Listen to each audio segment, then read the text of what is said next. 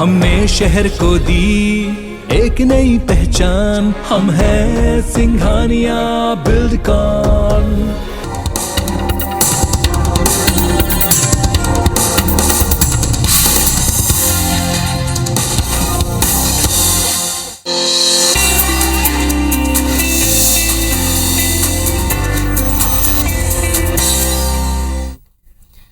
नमस्कार, सेहत से जुड़े हमारे खास कार्यक्रम हेल्थ गुरु में स्वागत है आप सभी का। मैं हूं आपके साथ ज्योति सिंह।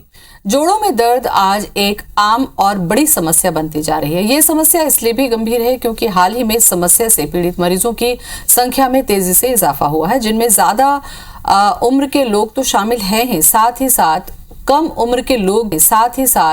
कम उम्र के लोग भी अब जोड़ों के दर्द की शिकायत कर रहे हैं या हॉस्पिटल तक पहुंच रहे हैं। इसलिए ये समस्या और भी गंभीर हो जाती है, लेकिन आप इसके शिकार ना हो, इसलिए आज इस कार्यक्रम के माध्यम से हम चर्चा करेंगे और जानेंगे कि इस समस्या से आखिर कैसे बचा जा सकता है, और अगर ऐसी समस्या होती है तो जॉइंट रिप्लेसमेंट की पद्धति क्या है और ये किस तरीके से कारगर है। तो चलिए शुरू करते हैं अपना खास कार्यक्रम।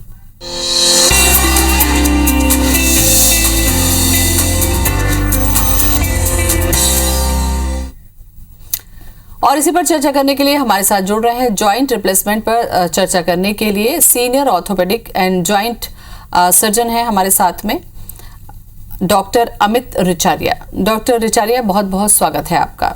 धन्यवाद, नमस्कार। डॉक्टर साहब, सबसे पहले तो मैं यही आपसे जानना चाहूंगी, जैसा कुछ देर पहले अभी हमने अपने इंट्रो में कहा कि जोड़ों की दर्द की समस्या क्या ऐसे कारण है, चाहे घुटनों की बात हो, चाहे हिप्स की बात हो, चाहे शरीर के किसी भी जॉइंट की बात करें, आजकल दर्द की शिकायत लोग बहुत ज्यादा करते हैं। इसके पीछे क्या कारण देखते हैं आप?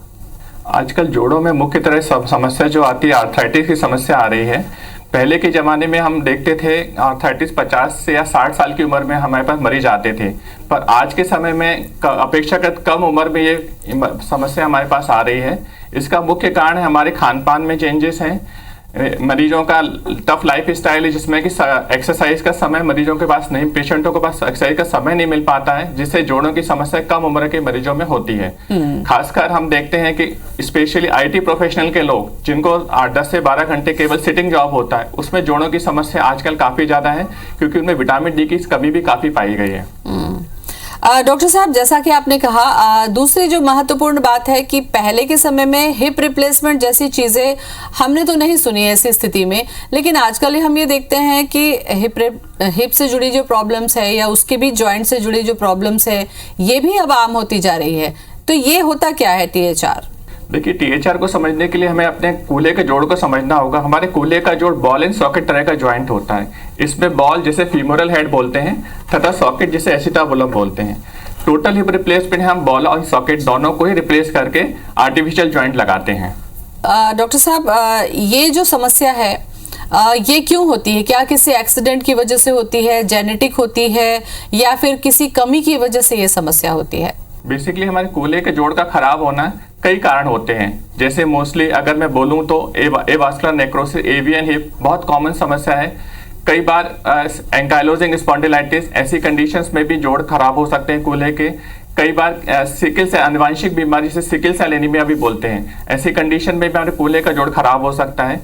बहुत सारे केसेस में ऑस्टियोआर्थराइटिस जो एडवांस स्टेज की आर्थराइटिस होती है, उसमें भी जोड़ों के जोड़ खराब हो सकते हैं। कई बार हम देखते हैं कि पुराना कोई फ्रैक्चर जो नहीं जुड़ता, कूल्हे का फ्रैक्चर, और पहले ऑपरेशन हो चुका है, हड्डी नहीं जुड़ी है, उसी में भी उसको परमानेंट ठीक करने के लिए टोटल हिप रिप्लेसमेंट की सर्जरी की जाती है। डॉक्टर साहब, हड्डियों से जुड़ी या जो भी चर्चा हम करते हैं उसमें ये होता है कि हड्डियां कमजोर होती हैं तो समस्याएं ज्यादा होती हैं।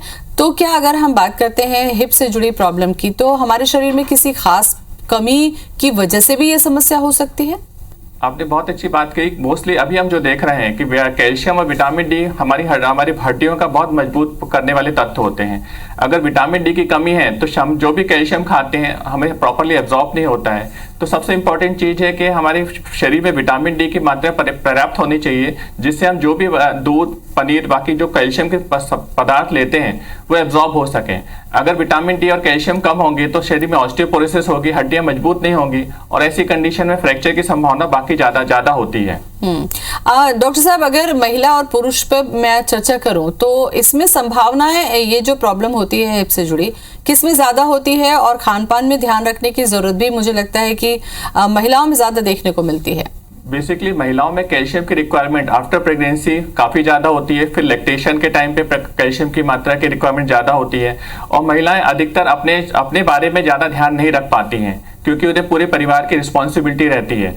तो ऐसी कंडीशंस में महिलाओं को ये समस्या, ऑस्टियोपोरोसिस की समस्या पुरुषों से ज़्यादा होती है। और जोड़ों की समस्या अगर मैं बोलूं, चाहे हिप की या नी की बोलूं, तो महिलाओं में अपेक्षाकृत ज्यादा पाई जाती है। डॉक्टर साहब, अगर हम हिप से जुड़ी प्रॉब्लम पर चर्चा करें कि जैसे घुटने की तकलीफों के बारे में हमें पता है कि चलने में दर्द होता है, पैरों में टेढ़ापन होता है, बैठने में प्रॉब्लम्स होती है, तो हिप से जुड़ी अगर कोई समस्या शुरू हो रही है तो इसके शुरुआती लक्षण क्या होते हैं, और शुरू में अगर ट्रीटमेंट होता है तो ये किस हद तक ठीक हो सकता है? बेसिकली हिप की जुड़ी समस्या में सबसे पहले मरीज को चलने फिरने में दर्द होता है।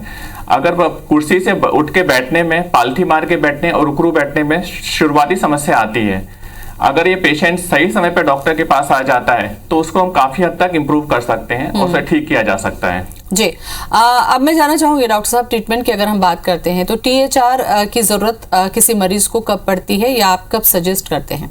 THR बेसिकली ऐसे मरीज जिसमें कूल्हे का जोड़ पूरी तरह से खराब हो चुका है, चाहे वो AVN हो, एंकाइलोजिंग स्पॉन्डिलाइटिस हो, ऑस्टियोआर्थराइटिस हो, या कोई पुराना फ्रैक्चर जो नहीं जुड़ा हो, ऐसी कंडीशंस को परमानेंट ठीक करने के लिए टोटल हिप रिप्लेसमेंट की सलाह दी जाती है। अच्छा, ये जो लॉन्ग लास्टिंग THR की हम बात करते हैं तो ये क्या होता है? क्या ऐसा रिप्लेसमेंट होता है जो लंबे समय तक चलता है? देखिए, आजकल हम देखते हैं कि AVN की समस्या में कई बार हमें THR की सर्जरी बहुत कम एज में करनी पड़ती है। ऐसे कंडीशन में हमें ऐसा इम्प्लांट चाहिए जो कि लंबे समय तक चल सके। इस तरह के इम्प्लांट में हम अनसीमेंटेड THR करते हैं जिसमें बियरिंग सरफेस, उसको सिरेमिक जॉइंट यूज होता है। सिरेमिक जॉइंट में घिसावट की संभावना ना के बराबर होती है। ऐसे जॉइंट को लॉन्ग लास्टिंग THR बोलते हैं, ताकि मरीज का हिप जॉइंट काफी समय तक काम कर सके। डॉक्टर साहब, सर्जरी को लेकर चाहे नी रिप्लेसमेंट की बात करें, चाहे THR की बात करें, दोनों में ही लोगों को मन में जो मिथ है, जो डर है, हमें लगता है वो कहीं ना कहीं रोकता है सर्जरी के लिए। क्योंकि जैसा कि नी रिप्लेसमेंट पे भी हम देखते हैं कि उनको लगता है कि दर्द है लेकिन रिप्लेसमेंट के बाद तो हम चल ही नहीं पाएंगे। तो क्या THR को लेकर भी किसी तरीके का मिथ होता है जब आपके पास मरीज पहुंचते हैं? देखिए, सबसे इम्पोर्टेंट मिथ मरीज के पास ये रहता है कि THR के बाद मरीज पालथी मार के और रुखरू बैठ नहीं सकता है। तो काफी पेशेंट इस बारे में सोचते हैं कि हम अगर पालथी मार के रुखरू नहीं बैठ पाएंगे तो आगे की लाइफ स्टाइल कैसे होगी। तो सबसे इम्पोर्टेंट चीज मैं बताना चाहता हूँ कि टोटल हिप रिप्लेसमेंट के बाद पेशेंट का पालथी मार के बैठना, रुखरू बैठना पॉसिबल नहीं हो पाता है। बहुत सारे ज्वाइंट हैं जिसमें कि इस तरह की पॉसिबिलिटी रहती है। फिर भी अगर मैं बोलूं तो हम मरीज को ये मना करते हैं कि पालथी मार के बैठना, रुखरू नहीं बैठ सकते। कई बार पेशेंटों को ऑपरेशन के बाद ऐसा डर लगा रहता है कि ऑपरेशन के बाद कुछ संक्रमण हो सकता है या फिर ऑपरेशन के बाद दर्द काफी समय तक रहता है। तो मैं आपको इस चैनल के माध्यम से बताना चाहता हूं कि शेल्बी हॉस्पिटल में हम लोग कंप्लीटली इन्फेक्शन प्रूफ एनवायरनमेंट में सर्जरी कर रहे हैं तथा इन्फेक्शन की रेट ना के बराबर है, और ऑपरेशन के बाद के मात्र 3 से 4 दिन में मरीज को घर भेज देते हैं। सर्जरी के बाद जो सावधानी रखने की जरूरत होती है डॉक्टर साहब, वो कौन कौन सी होती है? ऑपरेशन के बाद की अगर मैं बात करूं तो शुरुआत में मरीज को हम कुछ समय के लिए वॉकर से चलने की सलाह देते हैं। करीब 15 दिन बाद मरीज के स्टिचेस निकलते हैं और after 1 month patient normal activity चालू कर देता है। कुछ समय के लिए फिजियोथेरेपी की जरूरत पड़ती है, जैसे गेट ट्रेनिंग वगैरह। ऑपरेशन से 2 से 3 महीने बाद मरीज को पता भी नहीं रहता उसका हिप रिप्लेसमेंट हुआ है। वो अपनी सामान्य लाइफ स्टाइल चल सकता है, जैसे साइकिल चलाना हुआ, वॉकिंग करना हुआ, सब कुछ, सीढ़ी चढ़ना उतरना, everything is will be normal. But एक ही चीज है कि जमीन में बैठना और पालथी मार के बैठना, ये चीज मरीज के लिए मना की जाती है। ठीक है, इसके पीछे क्या कारण होता है वो भी मैं आपसे जानूंगी, लेकिन यहाँ पर हम चर्चा कर रहे हैं कि जैसा कि AVN लिखा है, वो AVN क्या होता है और किस कारण से होता है? बेसिकली AVN हमारे शरीर के कूल्हे का जोड़ है जो बॉल एंड सॉकेट जॉइंट होता है। उसमें फीमोरल हेड, जैसे ये फीमोरल हेड है, इसमें खून का दौरा कम होने के कारण AVN होता है। AVN का फुल फॉर्म है एवास्कुलर नेक्रोसिस। इसमें शुरुआती स्टेज के बाद अगर एडवांस स्टेज होती है तो मरीज का कूल्हा पूरी तरह से खराब हो जाता है और इसमें सर्जरी की जरूरत पड़ती है। क्या कोई कारण है डॉक्टर साहब की AVN के पीछे भी कोई प्रमुख कारण जिस पर ध्यान दिया जाए? AVN मोस्टली अगर मैं देखूं तो स्टेरॉइड का अधिक मात्रा में प्रयोग करना, कई बार मरीज शराब या अल्कोहल का सेवन करते हैं, कुछ अनुवांशिक बीमारी जैसे सिकल सेल एनीमिया बोलते हैं, उसमें एवीएन होता है। कई बार पुराना फ्रैक्चर जो नहीं जुड़ता है उसके बाद भी एवीएन हो सकता है। पिछले 2 सालों से हमने ये देखा कि कोविड काल में बहुत सारे लोगों को कोविड हुआ, उसके बाद में उनका ट्रीटमेंट भी हुआ, स्टेरॉइड का भी बहुत ज्यादा यूज किया गया इस दौरान। क्या इसके कारण भी ये संभव है कि एवीएन हो सकता हो? आपने बहुत अच्छा सवाल पूछा। अभी हमने पोस्ट कोविड बहुत सारे पेशेंट देखे हैं जिसमें हिप का प्रॉब्लम आता है। बेसिकली क्या, कोविड के बाद मरीज को स्टेरॉइड की सेंसिटिविटी काफ़ी ज़्यादा हो जाती है। इसका मतलब है कि कम मात्रा में भी स्टेरॉइड देने से मरीज का कूल्हे का जोड़ खराब हो सकता है और प्रेजेंटेशन काफ़ी जल्दी आता है। इवन हमने देखे काफ़ी हमारे जो कलीग्स हैं जिनको स्टेरॉइड दिया गया है उनमें से एवीएन की संभावना काफ़ी ज़्यादा है और कई पेशेंट जिसके एमआरआई हमने की उसमें एवीएन आ चुका है। पर ये बहुत अच्छी बात है कि चूंकि हमने अर्ली डायग्नोसिस किया है तो इससे ऐसी कंडीशन में हम कूल्हे के जॉइंट को बचा सकते हैं। देखिए, एवीएन का मरीज जैसे हमारे पास जैसे कोई मरीज जिसमें कूल्हे का दर्द है हमारे पास आता है तो सबसे पहले हम एक्सरे कराते हैं और एमआरआई का सलाह दी जाती है, एमआरआई स्कैन की। एमआरआई स्कैन के बाद मरीज की स्टेजिंग होती है। जैसे अर्ली स्टेज है जो पेशेंट काफ़ी जल्दी हमारे पास आ जाते हैं, ऐसी कंडीशन में कुछ दवाइयाँ कुछ एक्सरसाइज से मरीज का इलाज किया जाता है। यदि दवाई और एक्सरसाइज से पेशेंट को रिलीफ नहीं मिलता है तो कई बार अगर अर्ली स्टेज है तो उसको ऐसी कंडीशन में कूल्हे के जोड़ को बचाने की पूरी कोशिश की जाती है, जिसमें कुछ छोटे ऑपरेशन जैसे कोर डिकम्प्रेशन, फिबुलर ग्राफ्टिंग और मसल पेडिकल ग्राफ्टिंग इस तरह की सर्जरी की जाती है।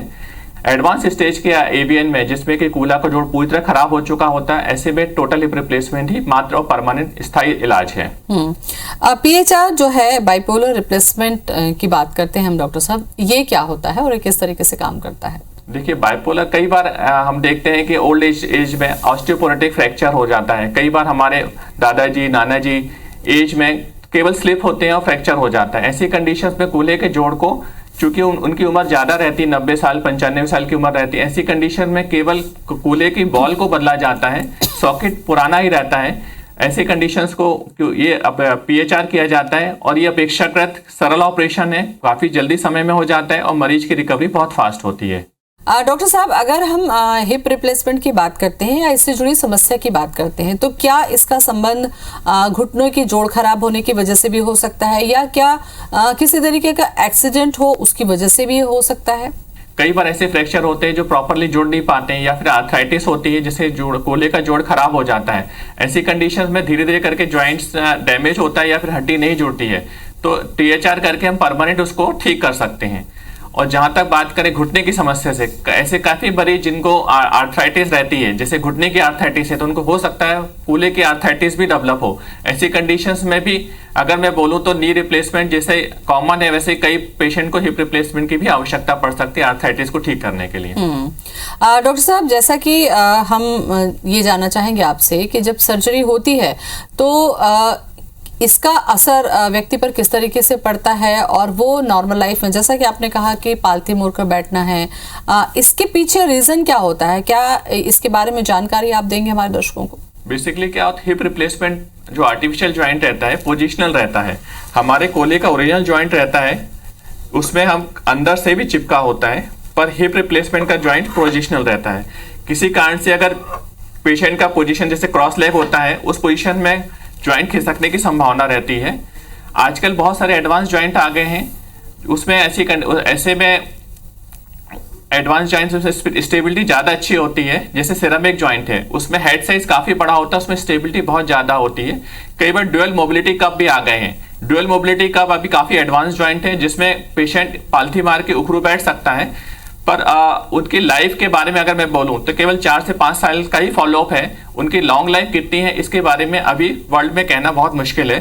पर अगर स्टेबिलिटी की बात करें, ऐसे ज्वाइंट जिनके अगर मैं बोलूं किसी पेशेंट को केवल पालथी मार के उखड़ू बैठना बहुत इंपॉर्टेंट है तो उसमें ड्यूअल मोबिलिटी कप यूज किया जा सकता है।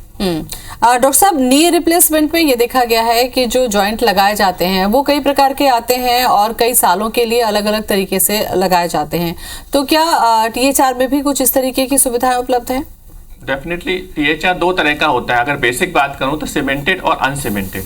यंग पेशेंट जिनमें बोन स्टॉक अच्छा होता है ऐसी कंडीशंस में हम अनसीमेंटेड टीएचआर का उपयोग करते हैं। इसमें ओल्ड एज पेशेंट जिसमें ऑस्टियोपोरोसिस के कारण बोन स्टॉक अच्छा नहीं होता है, उसमें इम्प्लांट की पकड़ मजबूत बनाने के लिए हम इम्प्लांट और बोन्स के बीच में सीमेंट का उपयोग करते हैं ताकि इम्प्लांट की पकड़ अच्छी हो। अनसीमेंटेड टीएचआर की लाइफ ज़्यादा अच्छी होती है और सीमेंटेड टीएचआर की लाइफ अपेक्षाकृत कम होती है।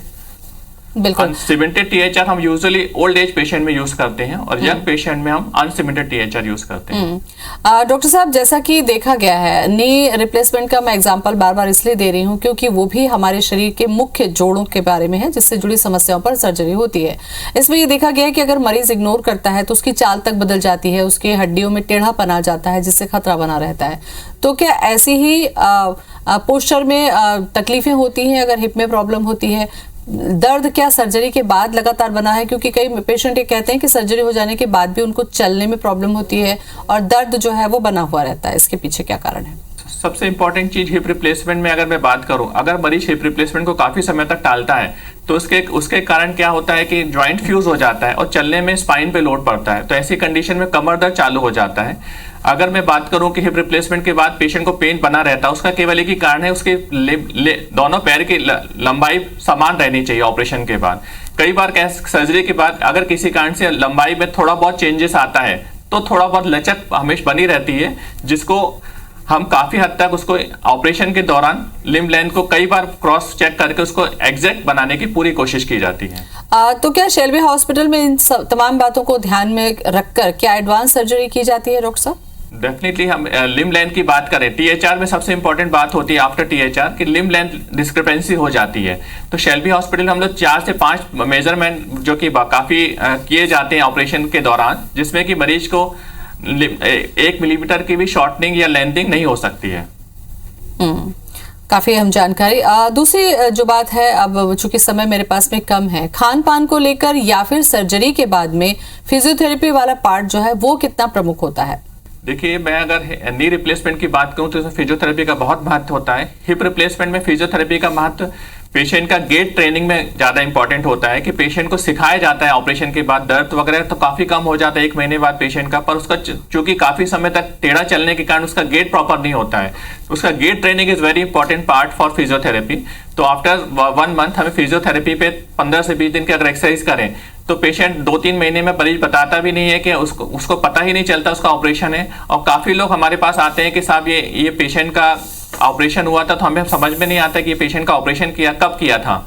तो मतलब इतना नॉर्मल पेशेंट चल के आता है कि we can't recognize the patient कि 1 महीने पहले इसकी सर्जरी हुई है। डॉक्टर साहब, एज ए सर्जन एक लंबा अनुभव आपके पास में है, आपने देखा कि किस तरीके की समस्याओं से ग्रस्त होकर मरीज आपके पास आता है, उसमें मेजर केसेस किस तरीके के होते हैं और ऑपरेशन के बाद उनमें कितने % लाइफ स्टाइल में सुधार होता है या उनकी प्रॉब्लम का निदान हो पाता है? देखिए, हिप रिप्लेसमेंट के बाद अगर मैं बात करूं तो पेशेंट की लाइफ काफ़ी हद तक चेंज हो जाती है। मैंने ऐसे काफ़ी मरीज का ऑपरेशन किए जो ऑपरेशन के पहले बेड रिटर्न थे, उनको चलना सीवियर एंकाइलोजिंग स्पॉन्डिलाइटिस जिसमें कूल्हे का जोड़ काफ़ी फ्यूज हो चुका था, या फिर ऑस्टियोआर्थराइटिस या फिर एवीएन जिसके कारण चलना दूभर था, चलना तो ठीक है, बैठना भी मुश्किल था। और ऑपरेशन के बाद लगभग पूरी नॉर्मल लाइफ स्टाइल से वो चलते हैं, चलना फिरना 2-2, 3-3 किलोमीटर तक वॉक कर सकते हैं, सीढ़ी चढ़ना उतरना, इवन वो साइकिलिंग भी कर लेते हैं। तो अगर मैं बोलूं तो ये काफ़ी हिप रिप्लेसमेंट या नी रिप्लेसमेंट आज की कंडीशन में मरीजों के लिए वरदान साबित हो सकता है। डॉक्टर साहब, क्या संदेश आप देना चाहेंगे उन लोगों को जो तकलीफों से जूझ रहे हैं, गुजर रहे हैं, लेकिन वो सर्जरी के नाम से उनके अंदर में एक भय है कि कहीं इसके बाद हमारी सामान्य दिनचर्या भी ना हो पाएगी, ऐसे लोगों के लिए क्या संदेश आप देना चाहेंगे? बेसिकली मैं केवल आपके चैनल्स के माध्यम से बताना चाहता हूं कि अगर आपको परेशानी है, चाहे वो हिप की प्रॉब्लम हो या नी की प्रॉब्लम है, तो समय रहते डॉक्टर के पास सलाह लेनी चाहिए। अगर डॉक्टर आपको रिप्लेसमेंट की सलाह देता है तो रिप्लेसमेंट के लिए प्रॉपरली डॉक्टर का विश्वास रख के ऑपरेशन पे जाना चाहिए, क्योंकि किसी कारण से अगर आप ऑपरेशन को टालते हैं तो हम अपनी बीमारी को बढ़ाते जा रहे हैं और समस्या को और कॉम्प्लिकेट कर देते हैं। कई बार मैंने ऐसा देखा कि नी रिप्लेसमेंट खास करके मैं बात करूं तो पेशेंट को हमने 60-65 साल में ऑपरेशन की सलाह दी, पर पेशेंट ऑपरेशन को टालते टालते 70 से 75 साल तक खींच लिया। उसके बाद वो मरीज हमारे पास आते हैं जबकि काफ़ी डिफॉर्मिटी बढ़ जाती है और मरीज का टेढ़ापन ज़्यादा हो जाता है और एज के हिसाब से उनकी ऑपरेशन में खतरा बढ़ जाता है। इसके बजाय कि हम इतने 10-15 साल खराब करें अपने और ऑपरेशन का केवल मात्र इस भय से कि ऑपरेशन सही नहीं होगा और 70-75 साल में ऑपरेशन करें, इसके बजाय कि सही समय पे ऑपरेशन करें तो उसका लाइफ काफी अच्छे से हो सकता है। चलिए, काफी अहम जानकारी डॉक्टर साहब आपने दी, बहुत बहुत शुक्रिया आपका। पहली कोशिश तो यही होनी चाहिए कि हमारा खान पान, हमारी लाइफ स्टाइल ऐसी हो कि हमें कोई तकलीफ हो ही ना। लेकिन अगर कोई तकलीफ हो रही है तो वक्त पर डॉक्टर के पास पहुंचना और ट्रीटमेंट लेना सेहत के लिहाज से बेहद जरूरी हो जाता है। इन बातों का आप ध्यान रखें। फिलहाल इतना ही, नमस्कार।